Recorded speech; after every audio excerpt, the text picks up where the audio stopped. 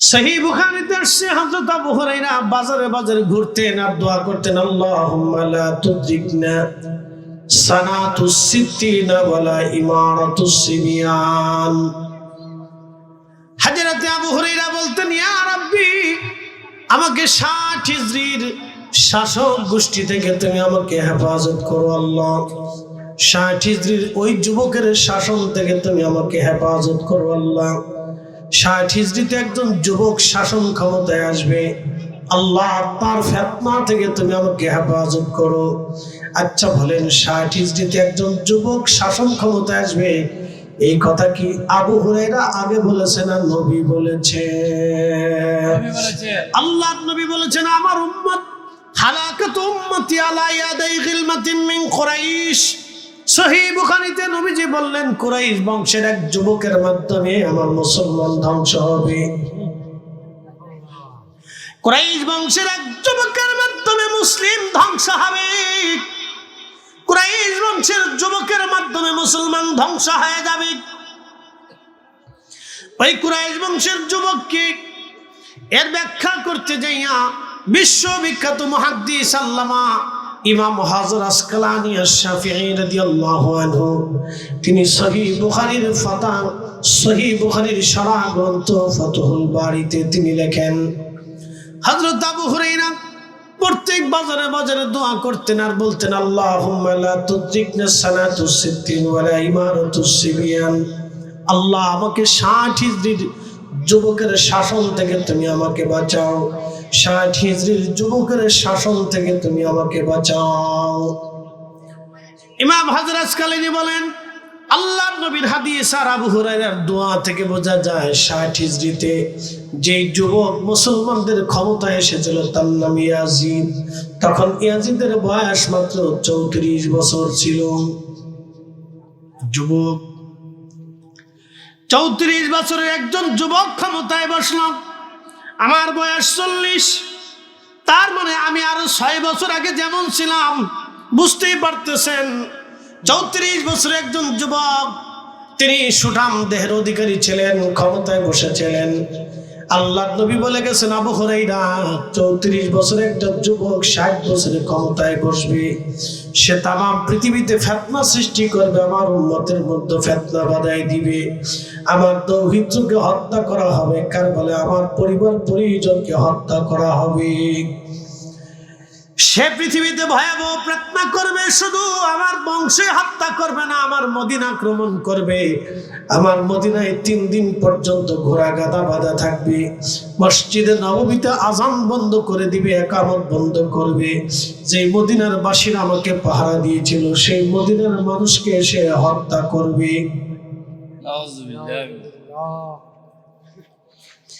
এজন্য হযরত আবু হুরায়রা বলতেন, আল্লাহ ওই 60 হিজরি আসার আগে আমার মৃত্যু দিয়ে দাও, কারণ ওই দৃশ্য আমি সহ্য করতে পারবো না।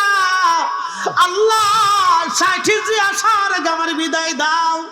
অতএব যারা ইয়াজিদকে ভালো বলতে চায় তাদের সাথে আমাদের আমিন নিয়ে ঝগড়া তেমন না, ঝগড়া হলো তাদের ঈমানের সাথে, বিশ্বাসের সাথে আমাদের ঝগড়া। তারাই বলে আল্লাহ রসুলের আব্বা আম্মা 2 জন কাফের ছিল, নবীর আব্বা আম্মা 2 জন জাহান্নামে চলে গেছে। যারা রসুলের আব্বা আম্মাকে কাফের বলতে চায়, আমরা সুন্নিরা তাদেরকে মুসলমানই মনে করি না। কথা কন না কেন? ঠিক না বেঠি? আগে হলো ঈমান।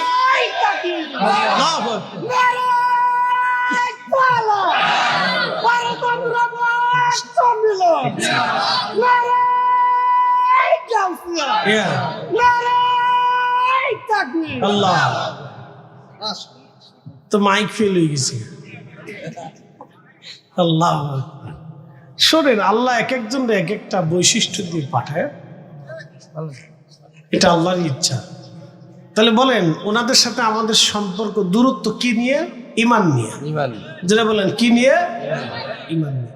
হিন্দুদের সাথে আমাদের কি এই বিবাহ করার সুযোগ আছে? মনে হয় না। হিন্দুরা আমাদের সাথে আত্মীয়তা করে? কেন করে না? তারা তো মানুষ। তারা যে লাল শাক খায়, আমরা সেই লাল শাক খাই। তারা যে খালি গরুটা খায় না, কিন্তু শুয়োরের গোশত খায়। আমরা শুয়োর খাই না, গরু খাই। কথা ঠিক কি না? আর শুয়োরে কি খায়? শুয়োরে খায় হলো পচা গলা হাবি জাবি গু মুত এইগুলা খায়। শুয়োরের তৈরিটা কিভাবে হয়েছে আজকে আপনাদেরকে বলে দিয়েছি। তারা শুয়োরের গোশত খায়, আমরা গরুর গোশত খাই। তারা গরুর কয় মা, মা মানে তাদের দেবতা। গাভী হলো দেবতা। গাভী যদি দেবতা হয় তাহলে ওই যেটা আইডিয়া আছে বা কি কয় আপনার সার আছে ওটা তাহলে কি হবে? আমার বুঝে টুঝে না, এটা ওনাদের ধর্মের বিশ্বাস আর কি। আমি শুধু বললাম আর কি। তর্ক বিতর্ক তো থাকে না ভাই, থাকে।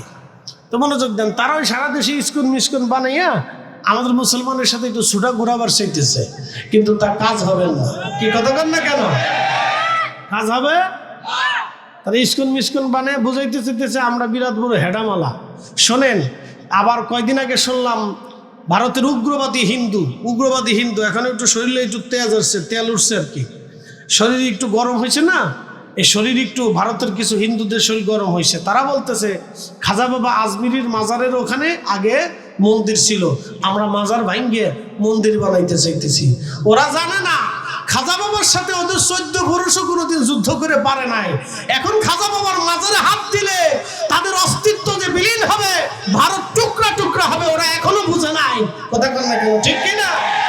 ওরা এখনো জানে না যে কত লাশ পিটে যাবে।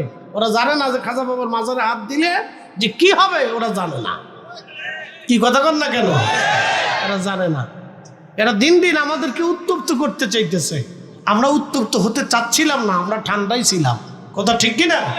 আমরা ঠান্ডা আছি, এরা জানে না। মুসলমানের জিহাদি তেজ এরা জানে না। মুসলমানের তলোয়ারের জোর ওরা জানে না, বুঝে না। খাজা বাবার সাথে ওদের 14 পুরুষও যুদ্ধ করে পারে নাই, ওরা ইতিহাস ভুলে গেছে। কথা ঠিক কিনা? খাজা বাবার সাথে ওদের 14 পুরুষও যে হাত যুদ্ধ করে পারে না, ওরা ইতিহাস ভুলে গেছে। ইতিহাস ওদের স্মরণে নাই হয়তো। নতুন প্রজন্ম তো এই টিকটক দেখা, তো এই ফেসবুক টিপা, বুঝেন নাই? বুঝলেন? নতুন নতুন নতুন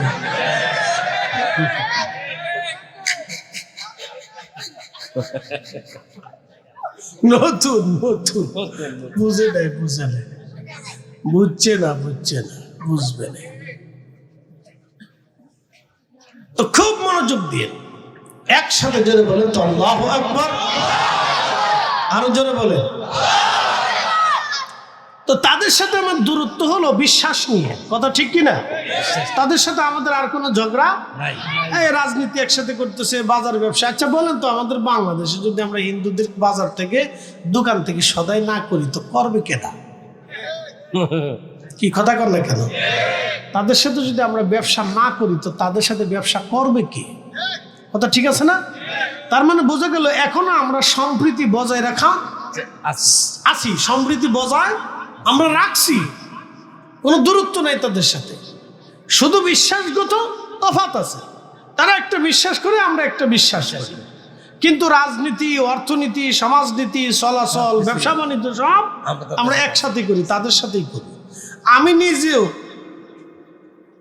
হিন্দুর দোকান থেকে বাজার করি, হাজার হাজার মুসলমানের দোকান থেকে আমি হিন্দুর দোকানে যাবো কেন যাই? যে আমার ভিতরে কোনো বৈষম্য নাই, আমি সাম্প্রদায়িকতা আমার অন্তরে নাই। যে হিন্দু মানুষ সেও ব্যবসায়ী, আমি কাস্টমার, আমার মন চাইছে আমি তার কাছ থেকে কিনছি। কথা ঠিক কিনা? তার মানে আমাদের অন্তরে সাম্প্রদায়িকতা নাই, কিন্তু তারা মাঝে মধ্যে খুঁচাইতে চাইতেছে। মানে বালা জিনিস খুঁচাইয়া গাও বানাইতে চায়, খালি খুঁচাই গাও বানাইতে চায়। বাংলাদেশে আমার জীবনে এই আমার জন্মের পর থেকে আজও পর্যন্ত দেখিনি বাংলাদেশে হিন্দু মুসলমান দাঙ্গা হয়েছে। দেখছেন আপনারা? না, এলাকা ভিত্তিক মারামারি, এটা রাজনীতি নিয়ে হোক, এই এলাকা ভিত্তিক টুকটাক ঝগড়া ফাসাদ সব জায়গায় আছে না ভাই? কিন্তু সামগ্রিকভাবে হিন্দু মুসলমানের দাঙ্গা, এটা আমি আমার জন্মের পর থেকে আজও পর্যন্ত দেখি নাই। এগুলি তারা সৃষ্টি করতে চাচ্ছে, কিন্তু আমরা এটা হতে দিতে পারি না। আল্লাহ রসুল বলছেন, তোমাদের অধীনে যদি কোনো বিধর্মীরা থাকে তাহলে তাকে ন্যায়সঙ্গত তার অধিকার তোমরা বাস্তবায়ন করবা। একসাথে বলবেন না মারহাবা? ন্যায়সঙ্গত অধিকার বুঝতে পারছেন? আমার দেশে আমার যে অধিকার আছে তারও একই অধিকার আছে, আমরা তারে ঠিক সেমে অধিকার দিছি, অধিকার আগামীতেও দিয়ে যাব। এটা চলতে থাকবে, এটা আল্লাহর আইনেও চলবে, গণতান্ত্রিক আইনেও চলবে। তো যাই হোক, তাদের সাথে আমাদের কোনো এই দেশীয়ভাবে সাম্প্রদায়িকতার কোনো দূরত্ব নাই। হ্যাঁ, মতামত নিয়ে বিশ্বাস নিয়ে তফাৎ আছে, সেটা তারা একটা বিশ্বাস করে। তো শুয়োরের গোশত এটা কেন হারাম আপনাদেরকে বুঝাই। শুয়োর আল্লাহ তৈরি করলেন কখন? নূহ আলাইহিস সালামের কি হলো? আপনি উঠেন কে? বেজার হইছেন নি? না না না, ফেসা ফেসে ধরতে পারে। যান যান, ওটা সাইডে আসেন। ওটা থাকলে জ্বালা, ওটা ফ্যাটের ভিতরে থাকলে খালি জ্বালাতন করে। আল্লাহ কি একটা কাজ করছে দেখেন, উপর দিয়ে ডোহান নিজ দিয়ে বাইর করে দেয়।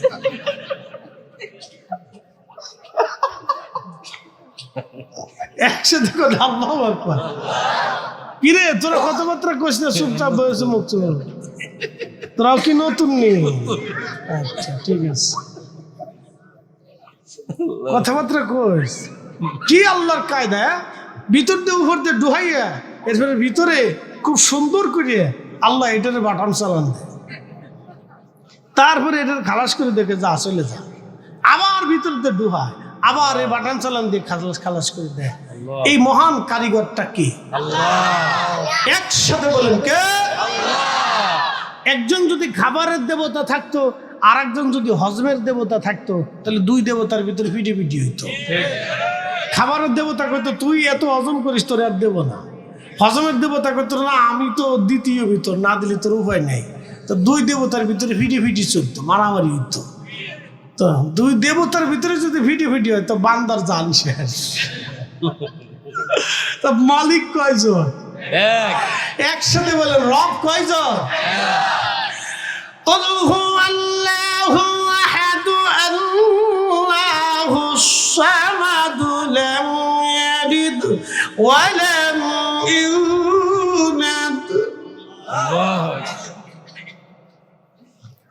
হাবিব আপনি বলে দেন আমি রব, আমি আল্লাহ, আমি একজন, আমি আল্লাহর কোনো শরীক নাই, আমি আল্লাহ জন্ম নেই না, জন্ম দেই না। একবার জোরে বলা যাবে কি মারহাবা? তুমি রহমান, তুমি মেহেরবান, তুমি রহমান, তুমি মেহেরবান। অন্ধ গাহে না শুধু তোমার গুণগান, বলেন অন্ধ গাহে না শুধু তোমার গুণগান, বুঝে না তবু শান, তুমি রহমান, তুমি মেহেরবান। কখনো তোমাকে যদি ভুলি, হেদায়েতের আলো জেলে নিও কাছে তুলি, ঠাই দিও প্রিয়তম, ঠাই দিও প্রিয়তম, ওগো মহিয়ান, তুমি রহমান, তুমি মেহেরবান, বলেন তুমি রহমান, তুমি মেহেরবান। আল্লাহুম্মা সাল্লি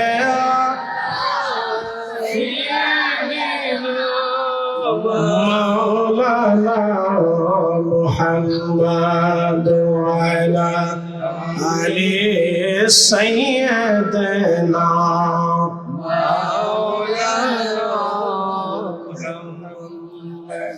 বন্ধুগণ আমার, আল্লাহ শুয়োর কেমনে বানাইলো শুনিয়ে যান। নূহ আলাইহিস সালামের মহাপ্লাবনে নৌকার ভিতরে আল্লাহ কদ্দুর বাঘ উঠাইলেন, বিড়াল উঠাইলেন, এরপরে হাতি উঠাইলেন, এরপরে আপনার শিয়াল, কুত্তা, ছাগল, এরকম বহু প্রাণী আল্লাহ একটা তালার মধ্যে রাখলেন। সমস্ত প্রাণীরা পায়খানা করে করে তালা ভরে ফেললো। নূহ আলাইহিস সালাম আল্লাহকে ডাক দিয়ে বলেন, রব্বি, তামাম পৃথিবী তুমি পানির নিচে ডুবাই দিলা, নৌকার মধ্যে তুমি আমারে চড়াইলা। আল্লাহ এই প্রাণীকুল তুমি দিয়ে দিলে একটা তলার মধ্যে রাখছি, আল্লাহ এত পরিমাণে বাথরুম করছে পুরা তারা ভুলে ফেলছে, এটা কে পরিষ্কার করবে এখন? আল্লাহ ডাক দিয়ে বলেন, নূহ তোমার হাতের লাঠিখানা দিয়ে তুমি হাতির পৃষ্ঠদেশে একটা আঘাত করো। নূহ আলাইহিস সালাতু ওয়াস সালাম তার হাতের লাঠিখানা দিয়ে হাতির উপরে আঘাত করলেন। আল্লাহ হাতির পিছনের রাস্তা দিয়ে আমার রব্বুল আলামিন একটা প্রাণী বের করে দিলেন। সেই প্রাণীর নাম হচ্ছে শুয়োর। এই প্রাণীটা বের হয়ে পায়খানা খাওয়া শুরু করলো। কি খাইতে শুরু করলো? জোরে জোরে জোরে বলেন। পায়খানা খাওয়া শুরু করলো। এই জন্য শরীয়তের মাসালা হলো, কোন গরু যদি পায়খানা খাওয়ার অভ্যাস হয়, দেখবেন কিছু গরু ময়লা আবর্জনা খেয়ে বেড়ায়, কোন গরু যদি পায়খানা খাওয়ার অভ্যাস হয়ে যায়, তাহলে ওই গরু গোশত দুধ আপনি খেতে পারবেন না। ওই গরুর গোশত দুধ মুসলমানের জন্য হারাম হয়ে যাবে, যে গরু পায়খানা খাবে। তার মানে আল্লাহ আমাদেরকে পবিত্রটা খাইতে হুকুম দিয়েছে। কথা কন না, ঠিক কিনা? আচ্ছা বলেন, ভাত খাওয়ার আগে কি বলেন? বিসমিল্লাহ। জোরে বলেন। গরুর গোশত খাওয়ার আগে কি? বিসমিল্লাহ।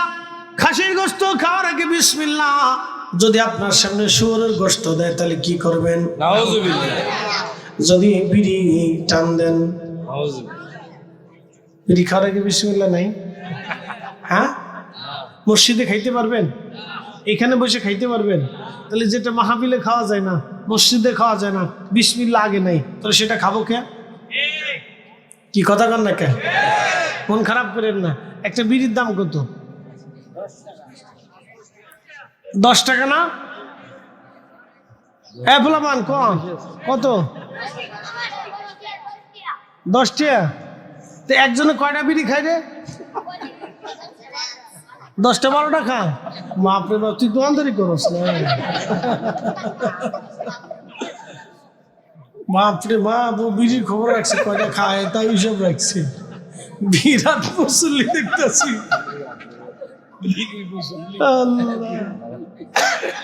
আচ্ছা 10টা 12টা যদি খায় তাহলে 10 টাকা করে এলি, তাহলে একদিনে 10টা বিড়ি খেলে কত টাকা খরচা হলো?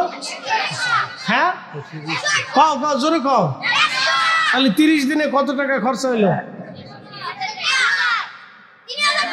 বাপরে বাপ, অঙ্কে পাকা। হ্যাঁ, মুসল্লিও পাকা, অঙ্কেও পাকা। 3000 টাকা। তাহলে একজন মানুষ বিড়ির পিছনে খরচা করে 3000 টাকা। ইমাম সাহেবের বেতন কত? 5000। বাপরে বাবু, ইমাম সাহেব কয়টা বেতন পাই হেতাও খোঁজ রাখছে। মুসল্লি সব সামনে, সব কড়া মুসল্লি। না রে থাকবে, না রে রিসাল, বালা বালা মুসল্লি, বালা বালা কড়া মুসল্লি হয়েছে আজকে। ইমাম সাহেবের বেতন যদি 7000 টাকা হয়, এটাও খবর রাখছে। তাহলে একজনে বিড়ি খরচা করলে মাসে 3000, ইমাম সাহেবের বেতন 7000, বাকি রইল কয় হাজার? 4000। তার মানে আপনি বুঝেন, এবার চিন্তা করেন, তাহলে ইমাম সাহেবের সাথে আপনারা জুলুম করতেছেন, ইমাম সাহেবের সাথে অন্যায় করতেছেন। ইমাম সাহেবের এই বেতনে চলে না। কথা কন না কেন? হুজুর তাহলে বেতন কোথার থেকে দিব? মুসল্লি টাকা দেয় না। কথা তো সত্য, বিড়ির পিছিয়ে খরচা করে, কিন্তু ইমামের মসজিদের বেতন হিসেবে 200 টাকা মাসে দেয় না। ঠেকাইতে ঠেকাইতে ঠেকাইতে ঠেকাইতে নিয়ে রমজান মাসে ঠেকাই দিয়ে তারপরে ঠিক মতো দেয় না, পরে দেখা করবানি। আর দেখা হইছে না। মসজিদ কমিটি কিয়ামতের ময়দানে হালখাতা দিয়ে বইতে হচ্ছে, টাকা যা পাবো দিয়ে যায় না।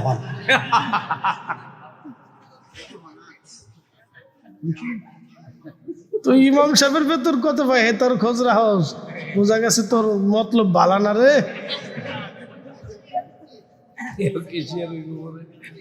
হেতারে মসজিদের কেশিয়ার বানা দেওয়ার দরকার। ওরা মসজিদ চালাইতে পারবে, বোঝা যা মুসল্লি করা। পারবি পারবি পারবি পারবি, মুসল্লি বাড়া, চিন্তা করিস না। আল্লাহ, আরে রাখ, রায় তো বাজে শীতের রাত 12টা। হ্যাঁ, তা কি প্রেমের ওয়াজ চলে রে?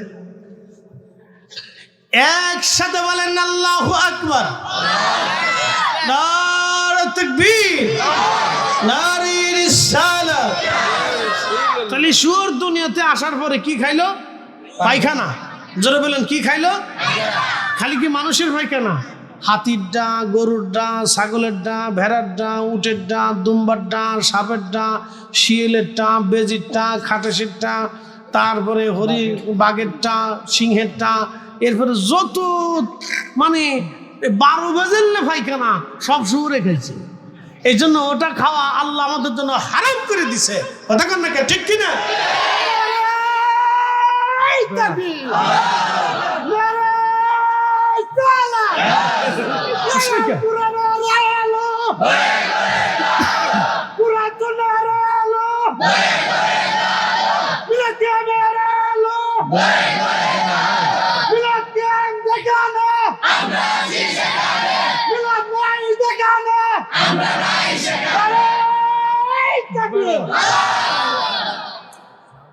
বেড়ার মতো গলার মতো যদি 5,000 লোকের গলা এক লগে হয়ে আর এক লগে যদি মাধবপুরে যে মিছিল দেয় তা কেমন হইব?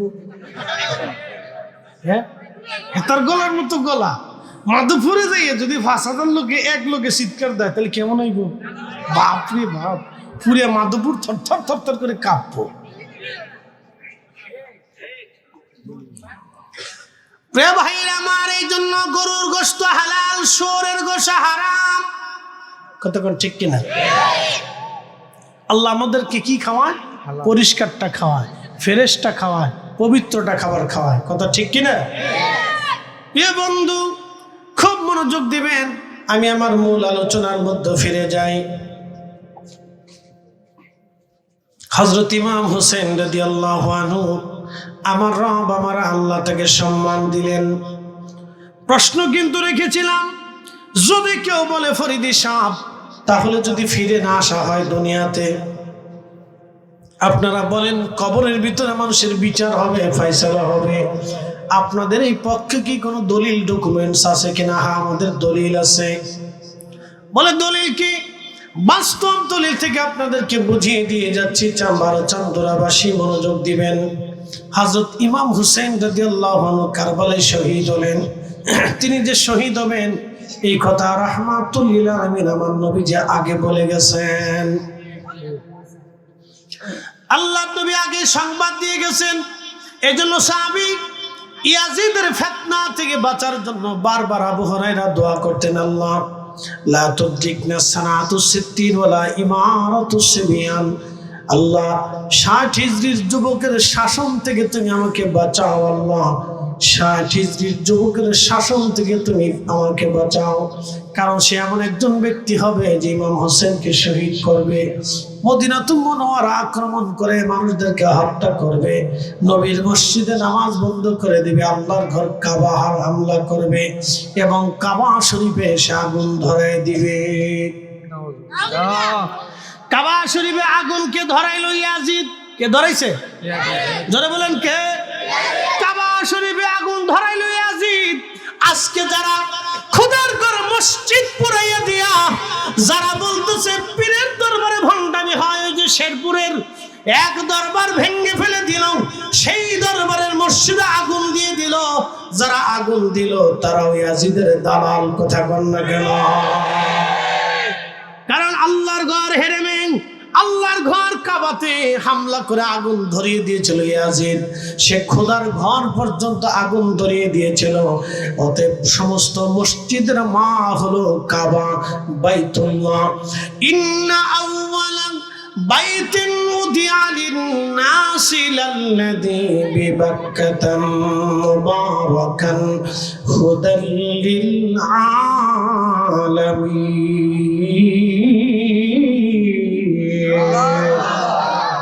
আমি সেই ঘর প্রথম নির্মাণ করেছি। এই ঘরকে কেন্দ্র করে তামাম পৃথিবীতে আমি আল্লাহ হেদায়েত চালু করব। অতএব আপনার বাড়ির মসজিদের মা হলো কাবা। আপনার বাড়ির মসজিদকে সম্মান করলে কাবাকে সম্মান করা হবে। আপনার বাড়ির মসজিদে পবিত্র করলে মূলত কাবাকে পবিত্র করা হবে। অতএব আল্লাহর ঘর মসজিদে যারা হামলা দিয়ে আগুন জ্বালিয়ে দেয় তারাও ইয়াজিদের দালাল। কি কথা কন না কেন? যারা বলেন তারা ইয়াজিদের, কোনো সন্দেহ নাই। পুরো টুপি মাথায় দেওয়া হোক আর পাগড়ি মাথায় দেওয়া হোক, যাদের হাতে আল্লাহর ঘর মসজিদের নিরাপত্তা নাই, তাদের কাছে এ দেশের কোনো নিরাপত্তা হতে পারে না। সচ্চে মুসলমান তারা নবী মুসলমান, ইমানদারের ইমান নিয়ে করছে যারা খেলা, ওরাই তো আসলে এজিদেরই চেলা। দাড়ি টুপি পাগড়ি আছে দেখতে মাওলানা, ভিতরে নাই নবী প্রেম ইয়াজিদে ভরা। মাধবপুরবাসী বা চান্দুরাবাসী খুব মনোযোগ দিবেন, দুঃখের সাথে আজ কথাগুলি বলতে হচ্ছে। বাজান, যদি অন্য কোন ধর্মের মানুষ মসজিদ পড়িয়ে দিত, মেনে নিতে পারতাম যে তারা আমাদের ধর্ম মানে না, সেই জন্য তারা ভেঙে দিয়েছে, পুড়িয়ে দিয়েছে। আমার ধর্মের, আমার ইসলামের মুসলমানেরা যখন খোদার ঘর মসজিদে আগুন দেয়, তাহলে বোঝা গেল ইয়াজিদ 1400 বছর আগে 60 হিজরির পরে 60 হিজরিতে 61 হিজরিতে আল্লাহর ঘর কাবা শরীফে সে আগুন দিল। তার লোকেরা কাবা শরীফে আগুন জ্বালিয়ে দিল, কাবা শরীফের আগুন জ্বালিয়ে গিলাপ পুড়িয়ে ফেললো, কাবা শরীফে পাথর নিক্ষেপ করে কাবার এক অংশ ভেঙে ফেলে দিল। তার অর্থ হলো ইয়াজিদি লোকেরা কাবা ভাঙলো, কাবা ঘর আক্রমণ করলো। বর্তমানে আল্লাহর ঘর মসজিদে যারা আক্রমণ করতে চায় এবং মসজিদ যারা ভেঙে ফেলে দেয়, আগুন দিয়ে পুড়িয়ে দেয়, বোঝা গেল ওরাও মুসলমান কিন্তু ইয়াজিদের দালাল, ইয়াজিদের উত্তরসূরি, ইয়াজিদের উত্তরসূরি, এতে কোনো সন্দেহ নেই।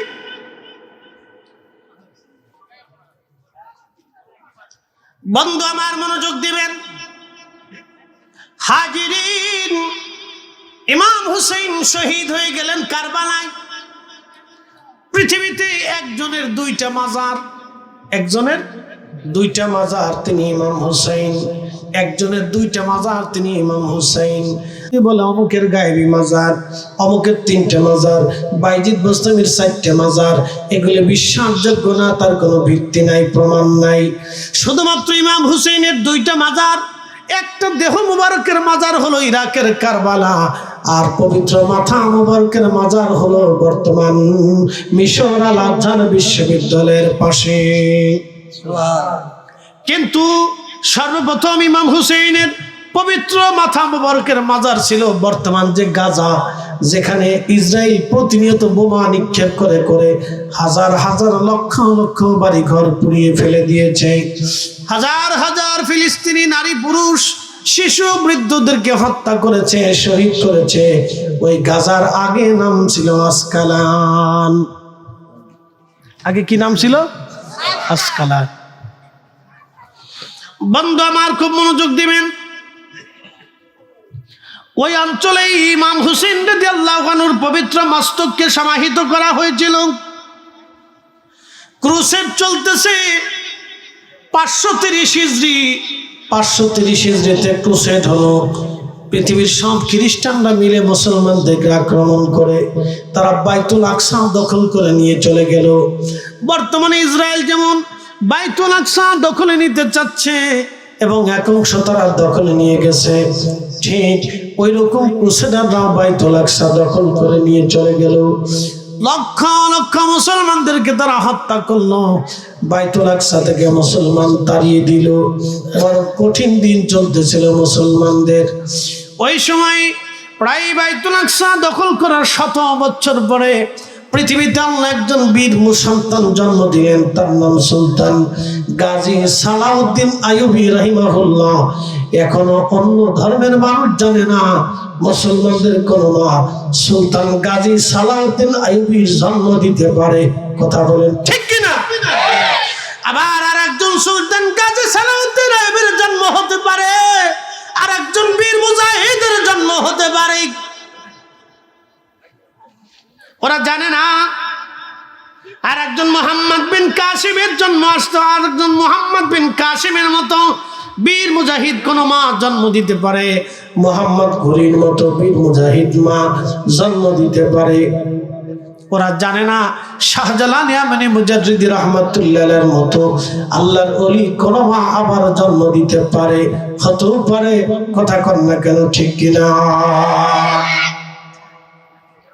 বুঝতে কি কোনো অসুবিধা হচ্ছে? আর কিছু সময় চলবে, জানি শীতের রাত কষ্ট হবে আপনাদের, তারপরে বেশি বাড়াবো না, ভয় নেই, সমস্যা নাই, চলবো চলবো। মুসলিম মুসলিম করা ঠান্ডা হয়ে যেতেছে কিন্তু, বুঝিস না থাকবে জিমেসকে লারা সারদুল্লাহ সারদে না, ঠিক আছে। হাজিরিন বানা চন্দরাবাসী, মাদতপুরবাসী, ইমাম হুসেইনের পবিত্র মস্তক, পবিত্র মাথা মুবারকের মাজার হলো আসকালান। খ্রিস্টানরা দখল করে নিয়ে গেল। মিশরের যিনি গভর্নর ছিলেন, মিশরের বাদশা, তিনি চিন্তা করলেন আমাদের সাইয়েদ আমির সাইয়েদনা ইমাম হুসেইন রাদিয়াল্লাহু আনহু, যিনি সুলতানে কারবালা, তার মস্তক খ্রিস্টানদের অধীনে থাকবে তা হয় না। খ্রিস্টানদের অধীন থেকে তার মাথা মোবারক নিয়ে আসা লাগবে। সেই জন্য তিনি প্রস্তাব পাঠালেন খ্রিস্টান বাদশার কাছে। খ্রিস্টান বাদশাকে বললেন, আমাদের সাইয়েদের পবিত্র মাথা মোবারক আমরা নিয়ে চলে যাব।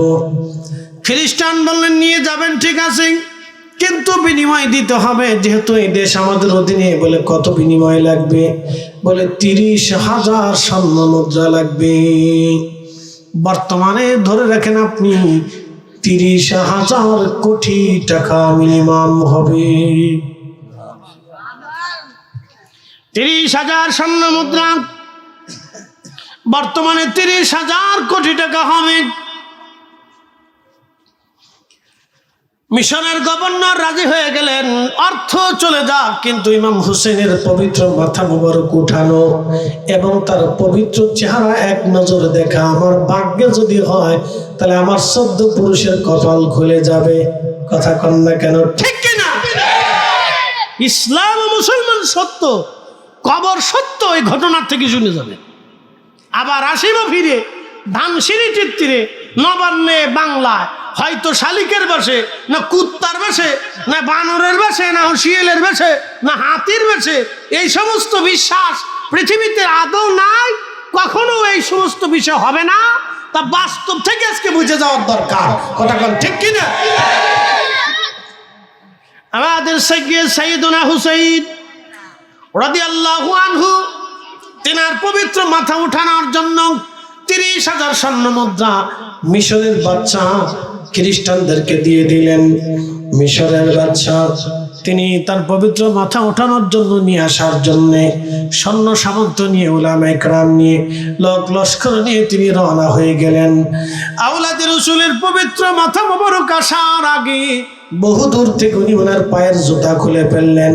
এমনকি সমস্ত সৈন্য সামন্ত, আলেম উলামা যারা ছিলেন, সবাই তাদের নিজেদের পায়ের জুতা খুললেন। আস্তে হয়ে গেল না, জোরে বলেন। কি খুললেন? কোথাকার জুতা? পায়ের। জোরে বলেন। পায়ের জুতা কেন খুললেন? ইমাম হুসেনকে সম্মানের জন্য। কথা ঠিক কিনা? কিসের জন্য? সম্মানের জন্য। এই জন্য তরিকতপন্থী যারা আছে সুন্নি, এই জন্য আমরা সুন্নিদের আদব হলো বড় জিনিস। কথা ঠিক কিনা? আদব যার নাই, তার 4 পয়সাও দাম নাই। আচ্ছা, বলে আদব কি জিনিস বুঝাইতেছি। একটা ছেলে এই লেখাপড়া করতে করতে করতে করতে ধরেন ডিসি হলো, ডিসি ধরেন ডিসি হলো। তো ডিসি অফিসে সে বসে আছে, যেহেতু জেলার সে প্রধান, জেলার কিন্তু মেইন প্রধান হচ্ছে জজ। ডিসির উপরে জজের পাওয়ার, এসপির উপরও জজের পাওয়ার। জজ যা বলবে ওই জেলাতে তাই চলবে। জজের হচ্ছে বেশি পাওয়ার, ডিসি এসপির চাইতে জজের পাওয়ার বেশি, মনে রাখবেন। তো মনোযোগ দেন। তো ডিসি সাহেব ধরেন লেখাপড়া করে ডিসি হয়েছে, কিন্তু বাপ কৃষক। এখন বাপ তাকে দেখতে অফিসে গেছেন, সে বাবা যাওয়ার পরে সে দাঁড়াইয়া বাপরে সম্মান করলো না। তাহলে এবার আপনি বলেন তার ডিসি হওয়ার কোনো মূল্য আছে? সে আদব না বেয়াদব? একসাথে বলেন, আদব না বেয়াদব? তো ডিসি এত লেখাপড়া করার পরেও, বিশেষ কমপ্লিট করার পরেও, পরীক্ষা নিরীক্ষা করার পরে, একটা অফিসার হওয়ার পরে যদি তার বাপকে সম্মান না দেয়, তাহলে বোঝা যাবে তার জীবনের লেখাপড়া সব মাটির সাথে মিশে গেছে। ও তার সার্টিফিকেটের ভিতরে কোনো 4 পয়সাও মূল্য নাই, মূল্যহীন হয়ে গেছে আদব না থাকার কারণে। ঠিক মুসলমানদের আদব যদি না থাকে, আলেমদের আদব যদি না থাকে, তরিকতপন্থীদের আদব যদি না থাকে, তাহলে তার জীবন আর কিছুই থাকে না। কথা বলে ঠিক না বেটে? এই জন্য আদব হচ্ছে মেইন জিনিস। এই জন্য আদবের তাগিদে আমরা বাবা মার পায়ে কদমবুসি করতাম, বাবা মার হাতে পায়ে চুমা দিতাম। এটা যে আজকে বেদাত শিরিক বানাইয়া আমার দেশের লক্ষ লক্ষ ছেলেদেরকে বেয়াদব বানাই ফেলছে। আপনি দেখবেন লক্ষ লক্ষ ছেলেরা মোটর সাইকেল একটা ফাঁসার নিচে হইলে খালি সামনে ভুম ভুম ভুম। ও বাপ চিনে না, চাচা চিনে না, উস্তাদ চিনে না, মাস্টার ছিলে না, মুরব্বী চিনে না, কিচ্ছু চিনে না। পরে কয়েকদিন পরে যে মাধবপুরের নিচে ট্রাকের নিচে যা ঠিক করে কাইতে ফুসছে। পরে যা ঢাকা পঙ্গু হসপিটাল ফাঁকটা ঝুলে থুয়ে দিচ্ছে। কি কথা দেখেন, পঙ্গু হসপিটালে যায় দেখেন যে যত রুগী আছে সবই মোটরসাইকেল অ্যাক্সিডেন্ট, ল্যাংড়া ল্যাংড়া। বেয়াদবি করবি, ল্যাংড়া হয়ে মরবি। কথা কন না, ঠিক কিনা? বেয়াদবি করবি, ল্যাংড়া হয়ে মরবি, উপায় নাই।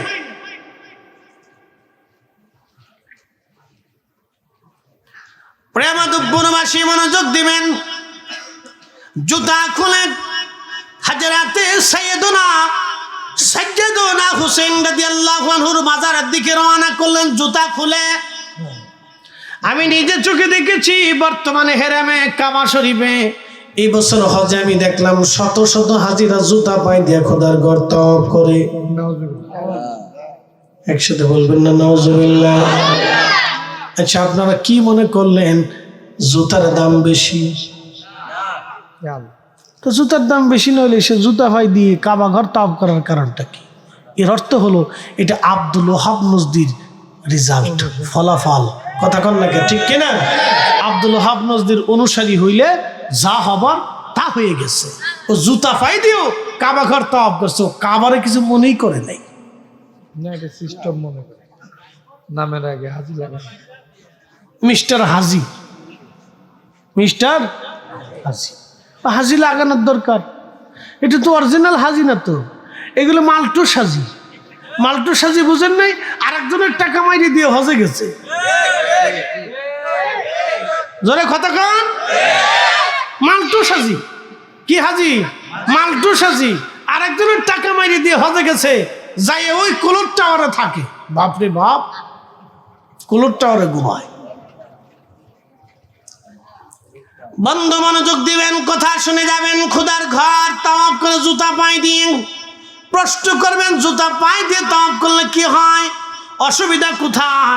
আপনি বলতে পারেন যৌক্তিকতায় আপনার আসতে পারে, কিন্তু আজকে আমি দলিল দেব না, ডকুমেন্টস আপনাকে দিয়ে যাই, ভালো করে শুনবেন। ওই কাবা ঘরের একটা জায়গায় একটা পাথর আছে যেটাকে মাকাম ইব্রাহিম বলা হয়।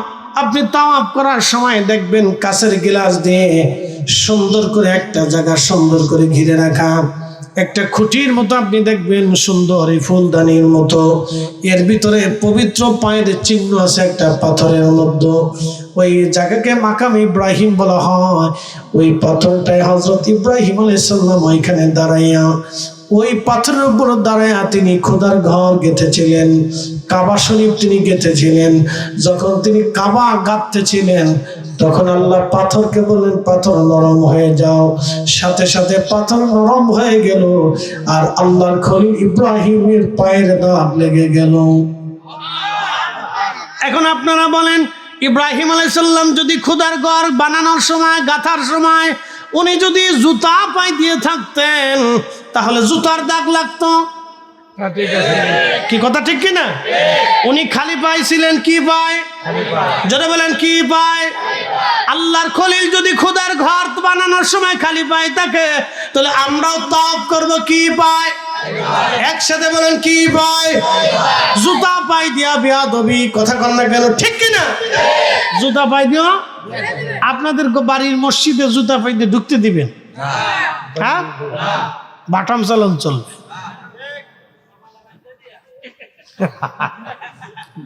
জুতা খুলে ওর গাড়ির মধ্যে গলার মধ্যে ঝুলে দিবেন, যা লয়ে ঘুরে। শতান কোথাকার।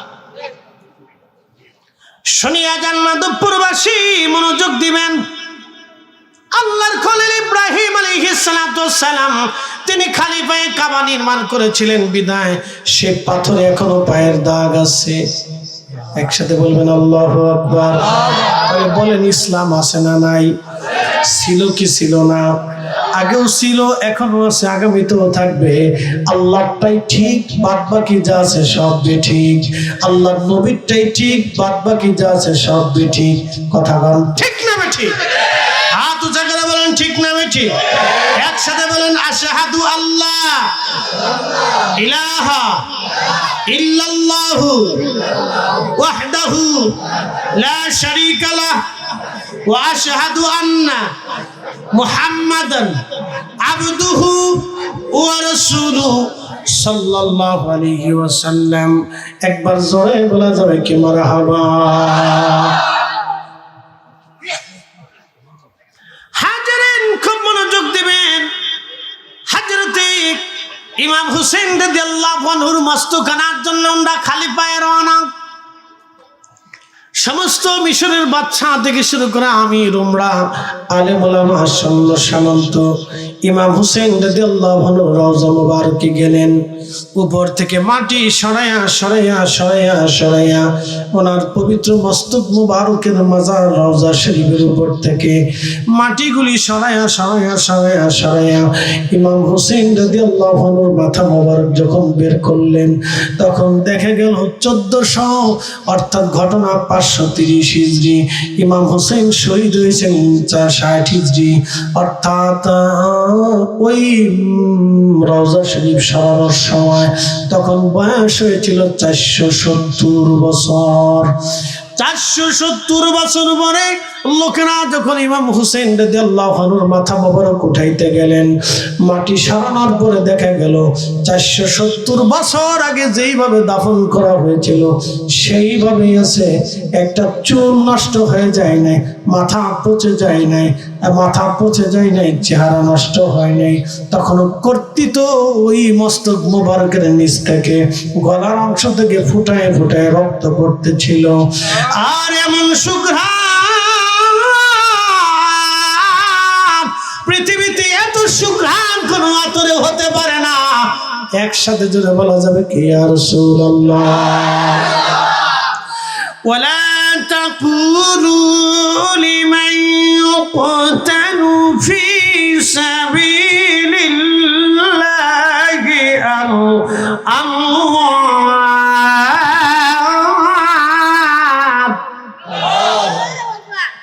আল্লাহর পথে যারা জীবন দেয় তাদেরকে মরা মনে করিও না, তারা মরা না। বাল আহইয়া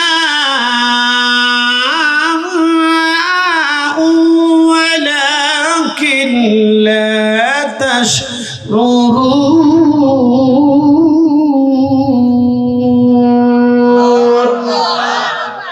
বরং তারা জিন্দা জিন্দা জিন্দা জিন্দা জিন্দা। কে বলছে? আল্লাহ। একসাথে বলেন কে?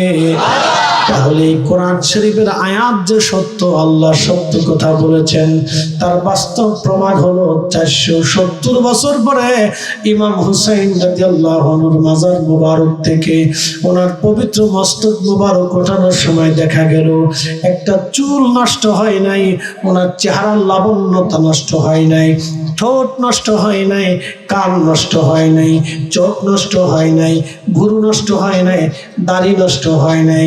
ওনার কর্তৃত্ব গলার ওখান থেকে তখনও তাজা তাজা রক্ত ঝরে ঝরে পড়তেছে। তার মানে বোঝা গেল ইমাম হুসেইন রাদিয়াল্লাহু আনহু রওজা মুবারকে তখনও জিন্দা। এর অর্থ হলো ইসলামে যেই কথা বলা হয়েছে, আল্লাহ বলেছেন তোমরা কবরে আসবা, সুম্মা তুরাদ্দুনা ইলা আলিমিল গায়বি, আমি আল্লাহর কাছে আসবা, আমি তোমার গোপনে গোপনে সব জানি। ফায়ুনাব্বিউকুম বিমা কুনতুম তা'মালুন, তুমি যা করো না কেন আমি সব আল্লাহ পাক সেই দিন তোমাকে দেখাবো। আল্লাহর এই কথাটাও সত্য। বাল আহইয়া ওয়ালাকিন লা তাশউরুন বাল আহইয়াউ, তারা জিন্দা জিন্দা জিন্দা। কোরআন বলল তারা জিন্দা, আসলেই তারা কবরের ভিতরে জিন্দা।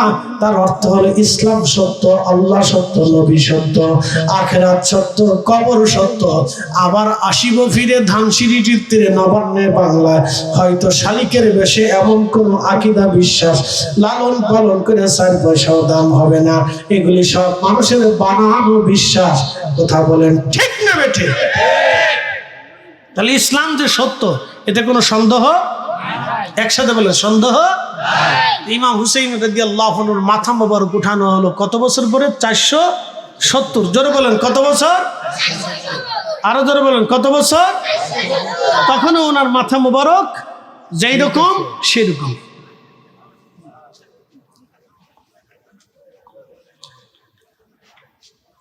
মাধবপুরবাসী, পবিত্র মাথা ওখান থেকে উঠিয়ে নেন।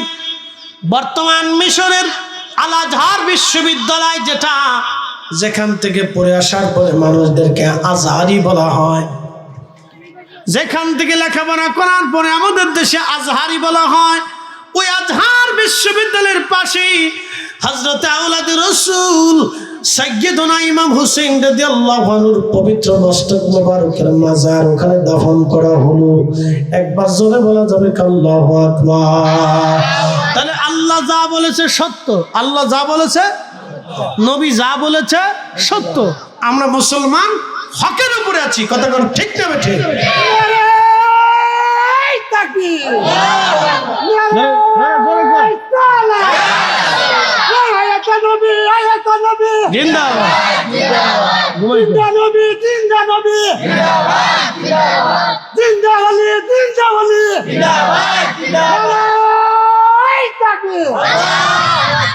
সুলতানে কারবালা, সকলে বলেন জিন্দাবাদ। সুলতানে কারবালা বলেন জিন্দাবাদ। একসাথে বলা যাবে মারহাবা। আপনারা কি বলছিলেন? ইসলাম আছে, হক না বেহক? আল্লাহ যা বলছে সত্য না মিথ্যা? রসুল যা বলেছেন সত্য না মিথ্যা? সত্য। এটা একটা বাস্তব প্রমাণ আপনাদেরকে দিলাম। এখন সেই ইতিহাস টাটকা। তাহলে কবরের একটা জিন্দেগি আছে, কবরের একটা জিন্দেগি আছে। এটাকে আলমে বরজাক বলা হয়। অতএব আমরা আল্লাহর কাছে চলে যাব। একসাথে বলেন কার কাছে? কোনো সন্দেহ নাই। ইন্না লিল্লাহি ওয়া ইন্না ইলাইহি রাজিউন। নিশ্চয় আমরা আল্লাহর জন্য ফিরে চলে যাব। আমরা আল্লাহর কাছে, অবশ্যই আল্লাহর কাছে ফিরে চলে যাব। কোনো উপায় আমাদের আর নাই, অবশ্যই আল্লাহর কাছে চলে যাব। আল্লাহ আমাদের হিসাব নিকাশ করবেন। সেই দিন আল্লাহ বললেন, আল-ইয়াউমা নাখতিমু আলা আফওয়াহিহিম ওয়া তুকাল্লিমুনা আইদিহিম ওয়া তাশহাদু আরজুলুহুম বিমা কানু ইয়াকসিবুন।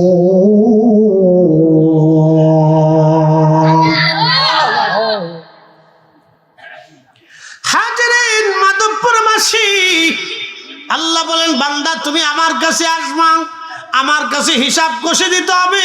সেই দিন তোমার জবান বন্ধ করে দেব, তোমার চোখ, তোমার হাত, তোমার পা, তোমার কান, তোমার নাক, তোমার অঙ্গ প্রত্যঙ্গ সেই দিন আমি মনিবের সামনে তোমার বিরুদ্ধে সাক্ষ্য দিতে থাকবে। অতএব আল্লাহ থেকে পালানোর কোনো রাস্তা নাই, পালিয়ে যাওয়ার কোনো রাস্তা নাই। কখনো তোমাকে যদি ভুলি, হেদায়েতের আলো জেনে নিয় কাছে তুলি, ঠাই দিও প্রিয়তম, ঠাই দিও প্রিয়তম, অগমহিয়ান তুমি রহমান, তুমি মেহেরবান। বলেন তুমি রহমান, তুমি মেহেরবান। মাধবপুরবাসী মনোযোগ দিবেন, অবশ্যই আল্লাহর কাছে ফিরে চলে যাব, আমরা জবাব দিতে হবে আল্লাহর কাছে, কোনো সন্দেহ নাই, কোনো চিন্তা নাই। আহা, শহীদরা মরে না, শহীদরা মরতে পারে না, তারা বাস্তবতা থেকে বলে দিয়ে যায়। আল্লাহর নবী একদিন মদিনার রাস্তা দিয়ে হেঁটে হেঁটে যাচ্ছিলেন, ঠিক এমন সময় রহমতের নবী কি সালামের জবাব দিয়ে বলেন, ওয়ালাইকুম আসসালাম ওয়া রাহমাতুল্লাহি ওয়া বারাকাতুহু। তখন সাহাবীরা বললেন, হুজুর আপনি সালামের জবাব কেন দিলেন? কে আপনাকে সালাম দিল? আল্লাহর নবী বললেন, সাহাবীরা আমাকে সালাম দিয়েছে, আমার জাফর আমাকে সালাম দিয়েছে, হযরতে জাফর আমাকে সালাম দিয়ে গেল। আল্লাহর নবী বললেন, সাহাবীরা রে, মুতার প্রান্তরে আমার জাফরকে কাফেররা শহীদ করে দিয়েছিল। মুতার যুদ্ধে কাফেরের সংখ্যা ছিল 2 লক্ষ, মুসলমানের সংখ্যা ছিল মাত্র 3000।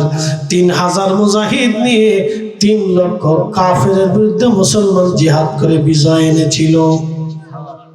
ওই যুদ্ধে মুসলমানদের 3 জন সেনাপতি শহীদ হয়েছিলেন। হযরত খালিদ বিন ওয়ালিদ তিনি সর্বশেষ সেনাপতি ছিলেন। উনি 1 হাত দিয়ে তলোয়ার চালান নাই, ওই যুদ্ধে তিনি 2 হাত দিয়ে তলোয়ার চালিয়েছিলেন। তিনি কোনদিন এরপর থেকে উনি 2 হাত দিয়ে তলোয়ার চালাইতেন। উনি যুদ্ধে 1 হাত দিয়ে তলোয়ার চালাইতেন না, 2 হাত দিয়ে সমানভাবে তিনি তলোয়ার চালাইতেন। মুতার প্রান্তরে খালিদ বিন ওয়ালিদ একটা তলোয়ার ভাঙে নাই, 8টা তলোয়ার ভেঙেছিল। একসাথে বলবেন আল্লাহু আকবার। কয়টা তলোয়ার ভেঙেছিল? 8টা তলোয়ার ভেঙেছিল খালিদ বিন ওয়ালিদ। 8টা তলোয়ার মুতার যুদ্ধে ভেঙেছিল ওনার হাতে। তাহলে কি পরিমাণে যুদ্ধ করেছিলেন। কিন্তু মুসলমানদের একজন সেনাপতির নাম জাফর। জাফর ছিলেন নবীর আপন চাচাতো ভাই, হযরত আলী রাদিয়াল্লাহু আনহুর আপন ভাই। জাফর যুদ্ধ করতেছিলেন, কাফেররা ভিড়ের মধ্যে, জাফরের 1 হাতে কালেমার পতাকা ছিল, আর 1 হাত দিয়ে তিনি লড়াই করতেছিলেন। কাফেররা যে হাত দিয়ে পতাকা ধরে রেখেছিল, ওই হাতটা কাফেররা তলোয়ার দিয়ে কেটে ফেলে দিল। জাফরে 1 হাত চলে গেল, আর 1 হাত দিয়ে তলোয়ার পতাকা চেপে ধরলেন, কারণ ইচ্ছা এই পতাকা জমিনে পড়তে দিবেন না। কালেমার পতাকা হাতে নিয়ে জাফর 1 হাত দিয়ে লড়াই করতেছিলেন, জিহাদ করতেছিলেন। কাফেররা ওই হাত কেটে ফেলল। হযরত জাফর রাদিয়াল্লাহু আনহু ওই হাত কেটে ফেলে দেওয়ার পরে হযরত জাফর কামড় দিয়ে কালেমার পতাকা চেপে ধরেছিলেন। তারপরও সেই দিন জাফর কালেমার পতাকা জমিনের মধ্যে পড়তে দেয় নাই। জীবন দিয়ে হযরত জাফর প্রমাণ করে গেল, হে রব, আপনার কালেমার পতাকাকে আমরা ভালোবাসি। এ মাধবপুরের সুন্নি মুসলমান, এই পতাকা উড্ডীন করার জন্য, এই কালেমার পতাকা রক্ষা করার জন্য, এই কালেমার পতাকা রক্ষা করার জন্য আমরা মাধবপুরবাসী, আমরা প্রত্যেকটা মুসলমান এই কালেমার পতাকা রক্ষা করার জন্য জীবন দেওয়ার জন্য আমরা প্রস্তুত আছি। কথা বলেন ঠিক না ঠিক? হাত উঁচু করে বলেন ঠিক না ঠিক? আমাদেরকে কবুল করুন, বলেন আমিন। বন্ধু আমার, খুব মনোযোগ দিয়ে কথাগুলি শুনে যাবেন। হযরত জাফরের 2টা হাত কাফেররা কেটে ফেলে দিল, তাতে কি হবে? তিনি পতাকা জমিনে পড়তে দেন নাই, কামড় দিয়ে পতাকা ধরে রেখেছিলেন। এই কঠিন ত্যাগের কারণে আমার রব, আমার আল্লাহ তার 2টা হাতের বদৌলতে আল্লাহ 2টা পাখা বানাই দিলেন। আল্লাহর 8টা জান্নাত সহ দুনিয়া ভূমণ্ডল নবমণ্ডল, যেখানে খুশি সেখানে জাফর উড়ে উড়ে উড়ে উড়ে ঘুরে বেড়াইতো। আল্লাহর নবী বললেন, আমি মদিনা দিয়ে হেঁটে যাচ্ছি, আমার জাফর আমার পাশ দিয়ে উড়ে যাওয়ার সময় আমাকে সালাম দিয়ে গেল। আমি নবী তার সালামের জবাব দিলাম। একসাথে বলা যাবে কি? মারহাবা।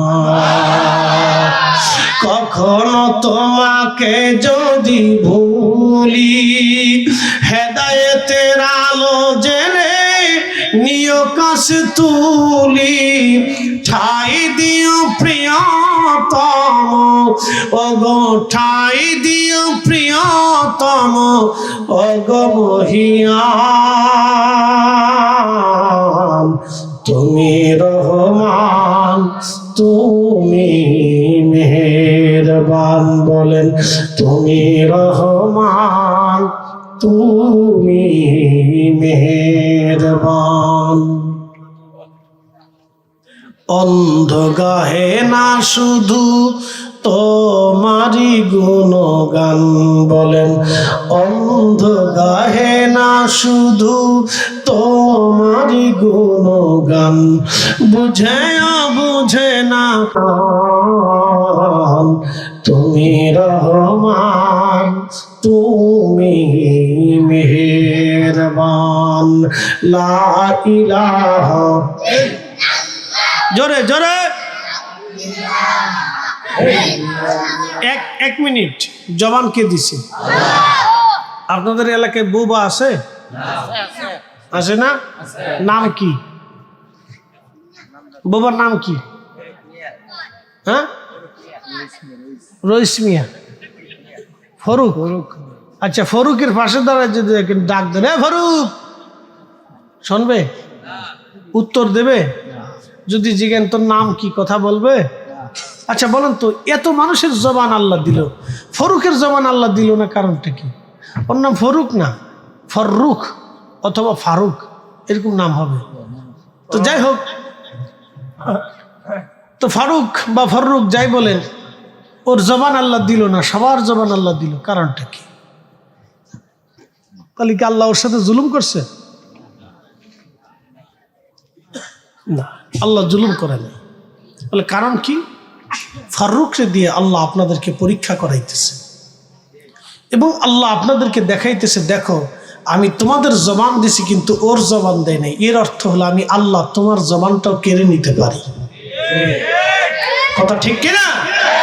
আল্লাহ তার নিজের শক্তিমত্তা দেখাই দিলেন, দেখা আমিও তোমাদের জবান কেড়ে নিতে। আমাদের দেশে অন্ধ আছে না? আল্লাহ এত মানুষের চোখ দিল, তো অন্ধর চোখ কেন দিল? অন্ধ দিয়ে আল্লাহ বুঝাই দিলেন, রে বান্দা যতই লাফালাফি পারাপারি করো না কেন, বুঝা আমি রব্বুল আলামিন তোমার চোখ কেড়ে নিতে পারি। কথা ঠিক কিনা? এই জন্য জবান কে দিছে? তো আল্লাহর দেওয়া জবান দিয়ে বেশি বেশি পান খাবো, বিড়ি খাবো, চা খাবো, আর কিছু করার দরকার নেই, নাকি বলেন? তা আল্লাহর দেওয়া জবান দিয়ে জবানটা খুলে একটু কাশি কুশি দিয়ে গলাটা ছাড়ান তো, জোরে জোরে জোরে জোরে দিস, জোরে দিস, ঘুমাইস না। হ্যাঁ, জোরে জোরে জোরে জোরে জোরে, হ্যাঁ দিছেন দিছেন, কাশি দিছেন নি, গলা ছুটছে। এবার একসাথে বলুন তো আল্লাহু আকবার। আওয়াজ ভালো আছে, অসুবিধা নেই। তাহলে জবান খুলে এবার একটু একসাথে জিকির করেন, ইসমে জান আল্লাহ আল্লাহ আল্লাহ আল্লাহ আল্লাহ আল্লাহ আল্লাহ আল্লাহ আল্লাহ আল্লাহ আল্লাহ আল্লাহ আল্লাহ আল্লাহ আল্লাহ আল্লাহ তোমার লীলা খেলা কেউ বোঝে না। আল্লাহ তোমার লীলা খেলা কেউ বোঝে না। যা কাউকে রাখো গাছ তলা, কাউকে রাখো বালা খানায়, আল্লাহ কাউকে রাখো গাছ তলাতে, কাউকে রাখো বালা খানায়। আল্লাহ তোমার লীলা খেলা কেউ বোঝে না। আল্লাহ আল্লাহ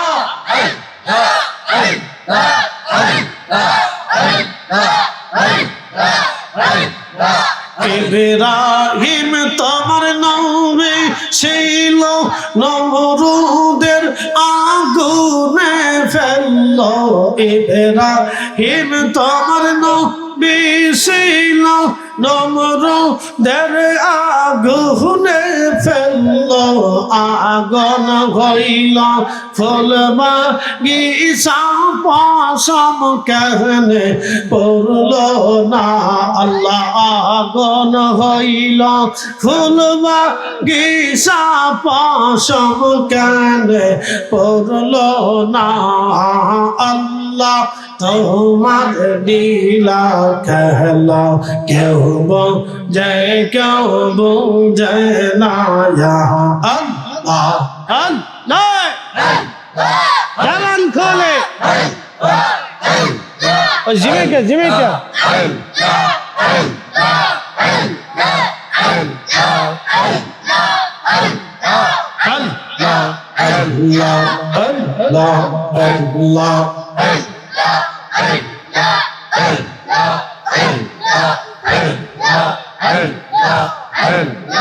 মূসা তোমার নবী ছিল তোর পাহাড়ে সওয়াল করলো মূসা তোমার নবী ছিল তোর পাহাড়ে সওয়াল করলো পাহাড় পইরা শর্মা হইল মূসা কেনে পড়ল না আল্লাহ পাহাড় পইরা শর্মা হইল মূসা কেনে পড়ল না আল্লাহ তোমার লীলা খেলা কেউ বোঝে কেউ বোঝে না আল্লাহ আল্লাহ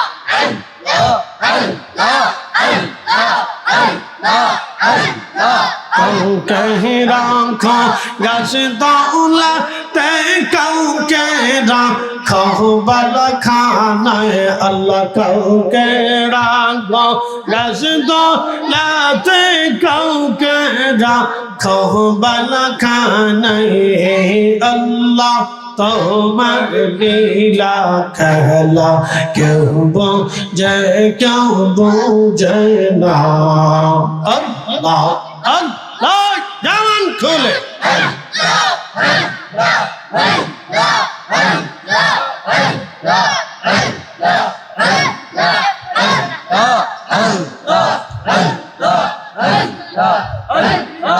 ইউনুস তোমার নবী ছিল মাসে তারে গিলে ফেললো ইউনুস তোমার নবী ছিল মাসে তারে গিলে ফেললো মাসের পেটে রইলেন ইউনুস হজম কেনে হইল না আল্লাহ মাসের পেটে রইলেন ইউনুস হজম কেনে হইল না আল্লাহ তোমার লীলা খেলা কেউ বোঝে কেউ বোঝে না আল্লাহ আল্লাহ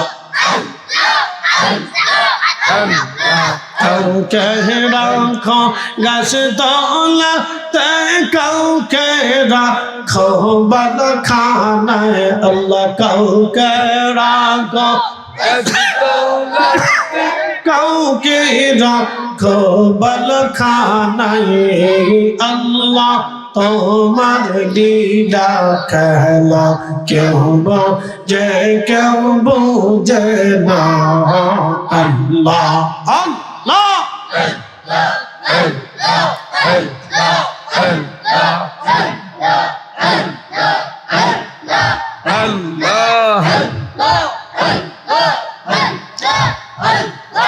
মানা শাবানাইছে গো আল্লাহ মানা শাবানাইছে গো আল্লাহ প্রেমের কারণে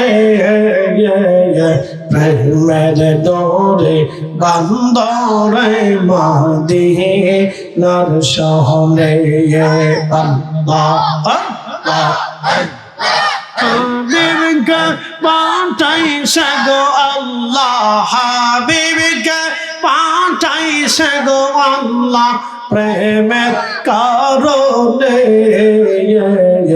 প্রেমের ডোরে বান্দরে মদিনার শহরে আল্লাহ আল্লাহ আল্লাহ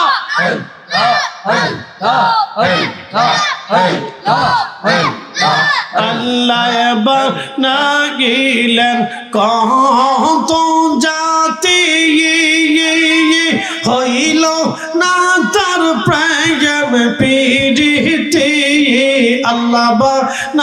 গিলেন কোন তো জাতি হইল না তার প্রেম প্রীতি হাবিবকে বানাইলেন গো আল্লাহ অবশেষে মানুষ বানায় প্রেমের কারণে প্রেমের দৌড়ে বান্দরে মদিনার শহরে আল্লাহ আল্লাহ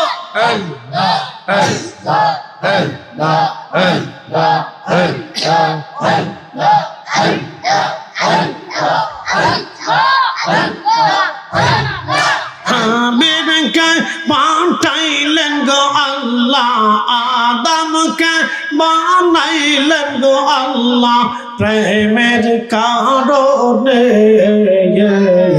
প্রেমের ডোরে বান্দরে মদিনার শহরে আল্লাহ আল্লাহ আল্লাহ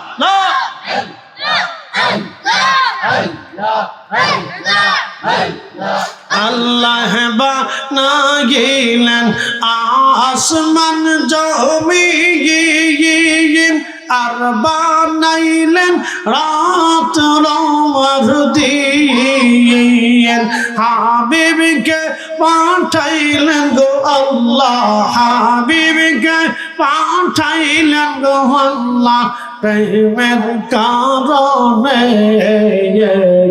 প্রেমের ডোরে বান্দরে মদিনার শহরে আল্লাহ আল্লাহ জবান খুলে আওয়াজ তুলে জোর হয় না কেন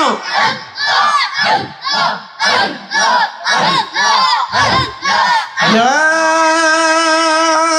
ইলাহা ইল্লাল্লাহ মুহাম্মাদুর রাসূলুল্লাহ সাল্লাল্লাহু আলাইহি ওয়াসাল্লাম আরশুসি ज़्यादा मर्तबा वाला रौज़े रसूलुल्लाह का